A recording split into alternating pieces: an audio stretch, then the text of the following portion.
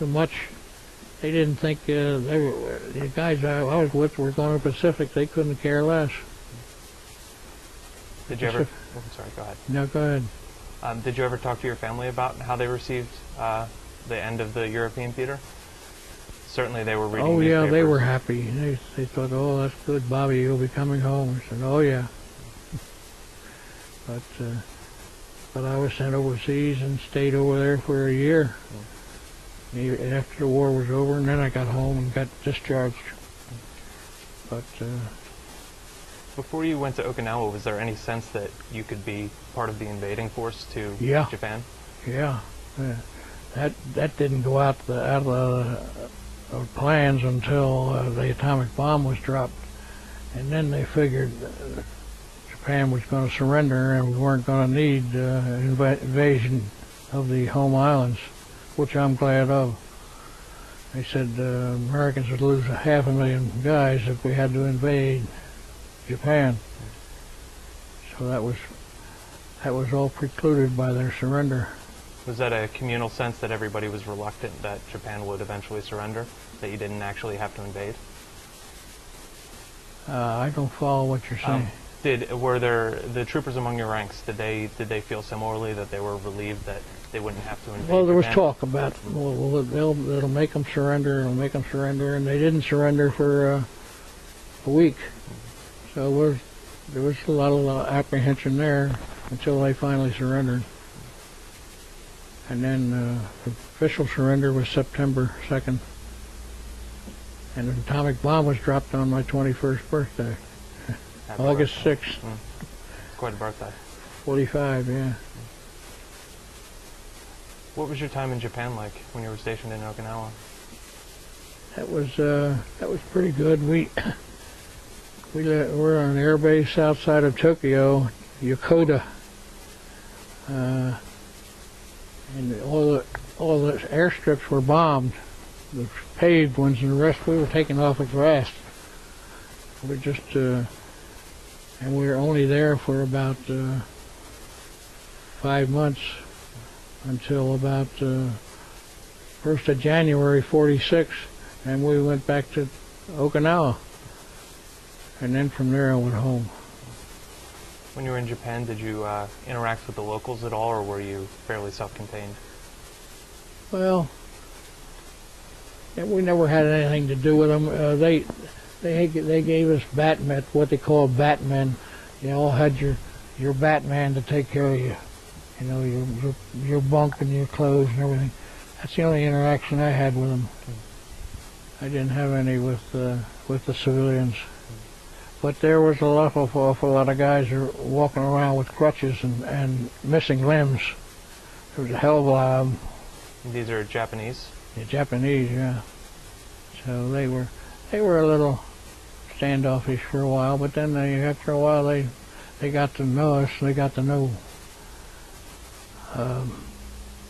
MacArthur, and he was great for them. He wanted them to have everything right and democracy, but they wanted to hang on to their king for a while.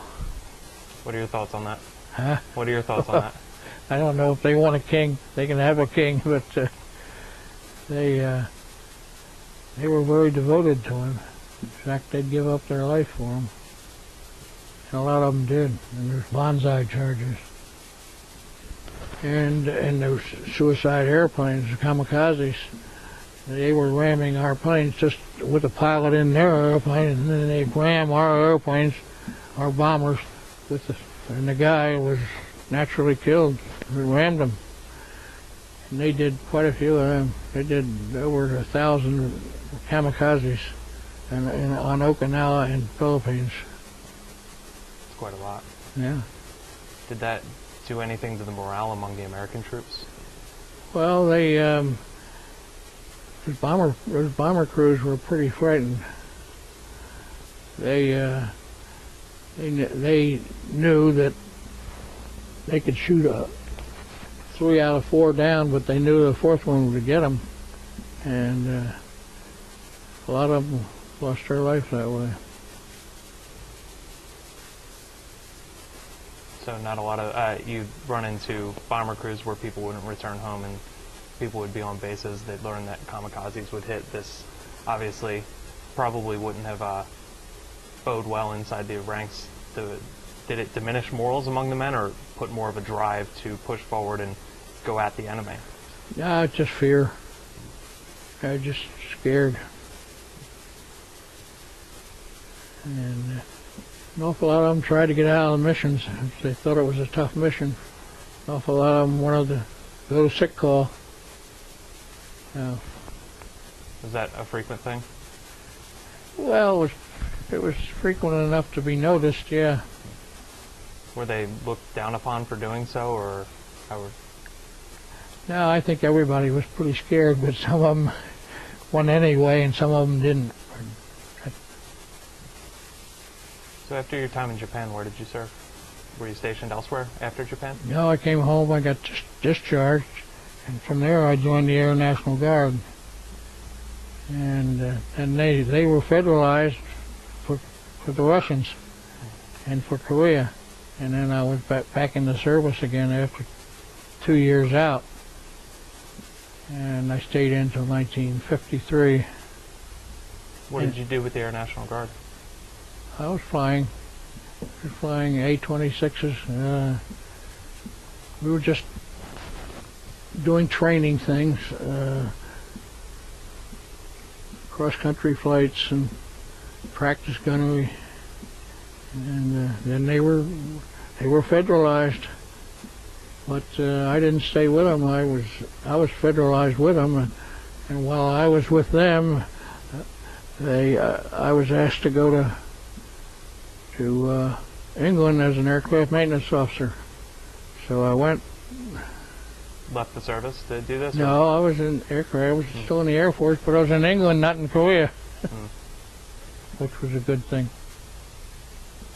So your perception of Korea, how was that? You got to go to England. You say that you feel better. Well, that was great. That was great. We had practice bombings for what do you call the strategic bombers? They would come over as a complete. They'd fly to England as a complete squadron, get refueled and rebombed, and then go practice bomb. They practice bomb somewhere in North Africa or Spain or something, but it was for the Ruskies. Was this for intimidation of the Russians, or was this for... Well, it was just for competence, to know what the hell they were doing. And then we were evaluated on it. We were evaluated on taking care of the squadron, and the squadron was evaluated on their results. And they were very well trained. Did you enjoy this experience overall? Yeah, I did. And I had my second child while I was in England, so I wanted to get out. I got out in '53. Did you have a lot of correspondence back home while you were in England? Get to mail letters to your wife and family? Just my mother. My father was dead. So you come home and they're very excited to see you after all those years spent in the service?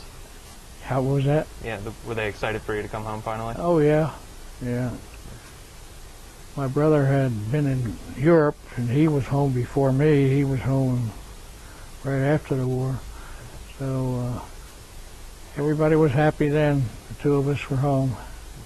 It was just you and your brother who served? Yeah. What did he serve? He was an artillery colonel. He was in the Third Army. He was in Patton's Army.